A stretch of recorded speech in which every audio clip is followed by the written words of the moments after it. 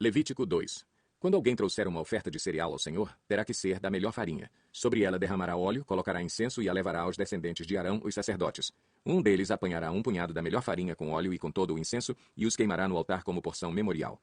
É oferta preparada no fogo, de aroma agradável ao Senhor. O que restar da oferta de cereal pertence a Arão e a seus descendentes. É parte santíssima das ofertas dedicadas ao Senhor, preparadas no fogo. Se um de vocês trouxer uma oferta de cereal assada no forno, seja da melhor farinha, bolos feitos sem fermento, amassados com óleo, ou pães finos sem fermento e untados com óleo. Se a sua oferta de cereal for preparada numa assadeira, seja da melhor farinha, amassada com óleo e sem fermento. Divida-a em pedaços e derrame óleo sobre ela. É uma oferta de cereal.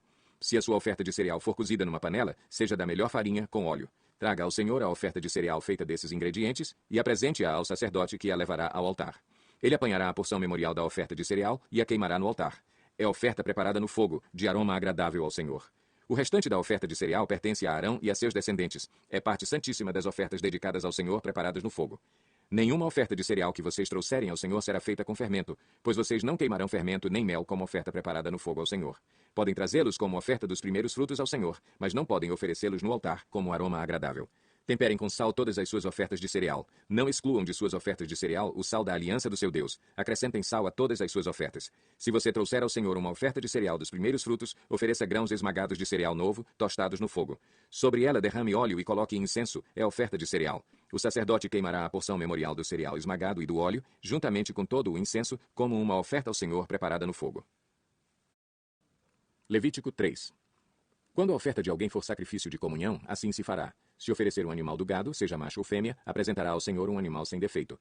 Porá a mão sobre a cabeça do animal, que será morto à entrada da tenda do encontro. Os descendentes de Arão, os sacerdotes, derramarão o sangue nos lados do altar. Desse sacrifício de comunhão, oferta preparada no fogo, ele trará ao Senhor toda a gordura que cobre as vísceras e está ligada a elas, os 2 rins com a gordura que os cobre e que está perto dos lombos, e o lóbulo do fígado, que ele removerá junto com os rins. Os descendentes de Arão queimarão tudo isso em cima do holocausto que está sobre a lenha acesa no altar como oferta preparada no fogo, de aroma agradável ao Senhor. Se oferecer um animal do rebanho como sacrifício de comunhão ao Senhor, trará um macho ou uma fêmea sem defeito. Se oferecer um cordeiro, ele o apresentará ao Senhor. Porá a mão sobre a cabeça do animal, que será morto diante da tenda do encontro. Então os descendentes de Arão derramarão o sangue nos lados do altar. Desse sacrifício de comunhão, oferta preparada no fogo, ele trará ao Senhor a gordura, tanto a da cauda gorda cortada rente à espinha, como toda a gordura que cobre as vísceras e está ligada a elas, os 2 rins com a gordura que os cobre e que está perto dos lombos, e o lóbulo do fígado que ele removerá junto com os rins. O sacerdote os queimará no altar como alimento oferecido ao Senhor preparado no fogo. Se a sua oferta for um cabrito, ele o apresentará ao Senhor. Porá a mão sobre a cabeça do animal, que será morto diante da tenda do encontro. Então os descendentes de Arão derramarão o sangue nos lados do altar. Desse animal, que é uma oferta preparada no fogo, trará ao Senhor a gordura que cobre as vísceras e está ligada a elas, os 2 rins com a gordura que os cobre e que está perto dos lombos, e o lóbulo do fígado que ele removerá junto com os rins. O sacerdote os queimará no altar como alimento, como oferta preparada no fogo, de aroma agradável. Toda a gordura será do Senhor. Este é um decreto perpétuo para as suas gerações, onde quer que vivam. Não comam gordura alguma, nem sangue algum. João 21. Depois disso, Jesus apareceu novamente aos seus discípulos, à margem do mar de Tiberíades. Foi assim. Estavam juntos Simão Pedro, Tomé, chamado Dídimo, Natanael, de Caná da Galileia, os filhos de Zebedeu e 2 outros discípulos. Vou pescar, disse-lhe Simão Pedro. E eles disseram, nós vamos com você. Eles foram e entraram no barco, mas naquela noite não pegaram nada.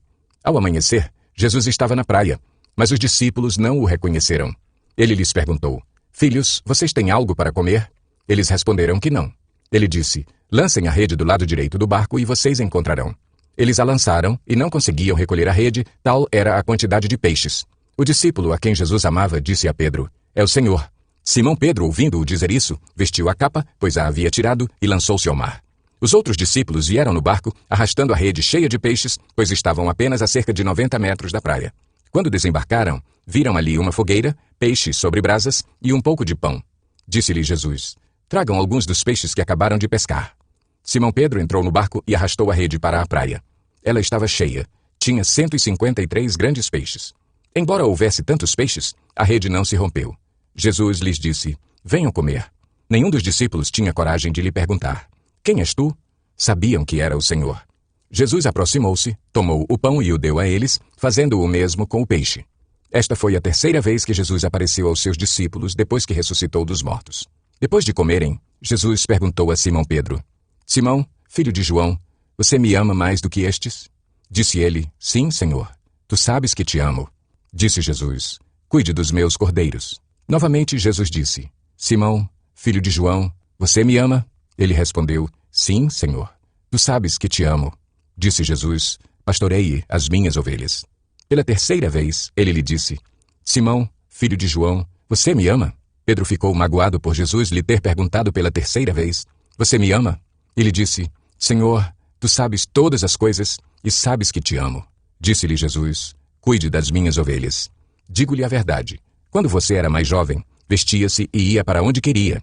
Mas, quando for velho, estenderá as mãos e outra pessoa o vestirá e o levará para onde você não deseja ir. Jesus disse isso para indicar o tipo de morte com a qual Pedro iria glorificar a Deus. E então lhe disse: Siga-me. Pedro voltou-se e viu que o discípulo a quem Jesus amava o seguia. Este era o que estivera ao lado de Jesus durante a ceia e perguntara: Senhor, quem te irá trair? Quando Pedro o viu, perguntou: Senhor, e quanto a ele? Respondeu Jesus: Se eu quiser que ele permaneça vivo até que eu volte, o que lhe importa? Quanto a você, siga-me. Foi por isso que se espalhou entre os irmãos o rumor de que aquele discípulo não iria morrer. Mas Jesus não disse que ele não iria morrer. Apenas disse: Se eu quiser que ele permaneça vivo até que eu volte, o que lhe importa? Este é o discípulo que dá testemunho dessas coisas e que as registrou. Sabemos que o seu testemunho é verdadeiro. Jesus fez também muitas outras coisas. Se cada uma delas fosse escrita, penso que nem mesmo no mundo inteiro haveria espaço suficiente para os livros que seriam escritos. Provérbios 18. Quem se isola busca interesses egoístas e se rebela contra a sensatez. O tolo não tem prazer no entendimento, mas sim em expor os seus pensamentos. Com a impiedade vem o desprezo, e com a desonra vem a vergonha. As palavras do homem são águas profundas, mas a fonte da sabedoria é um ribeiro que transborda. Não é bom favorecer os ímpios para privar da justiça o justo.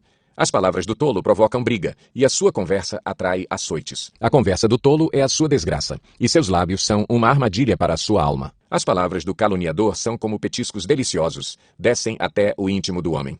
Quem relaxa em seu trabalho é irmão do que o destrói. O nome do Senhor é uma torre forte. Os justos correm para ela e estão seguros. A riqueza dos ricos é a sua cidade fortificada. Eles a imaginam como um muro que é impossível escalar. Antes da sua queda, o coração do homem se envaidece, mas a humildade antecede a honra. Quem responde antes de ouvir, comete insensatez e passa vergonha. O espírito do homem o sustenta na doença, mas o espírito deprimido, quem o levantará?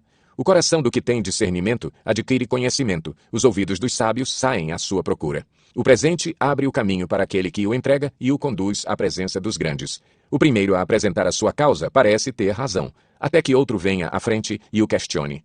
Lançar sortes resolve contendas e decide questões entre poderosos. Um irmão ofendido é mais inacessível do que uma cidade fortificada, e as discussões são como as portas trancadas de uma cidadela. Do fruto da boca enche-se o estômago do homem, o produto dos lábios o satisfaz. A língua tem poder sobre a vida e sobre a morte. Os que gostam de usá-la comerão do seu fruto. Quem encontra uma esposa, encontra algo excelente, recebeu uma bênção do Senhor. O pobre implora misericórdia, mas o rico responde com aspereza. Quem tem muitos amigos pode chegar à ruína, mas existe amigo mais apegado que um irmão. Carta aos Colossenses, capítulo 1. Paulo, apóstolo de Cristo Jesus pela vontade de Deus, e o irmão Timóteo, aos santos e fiéis irmãos em Cristo que estão em Colossos. A vocês, graça e paz da parte de Deus nosso Pai e do Senhor Jesus Cristo.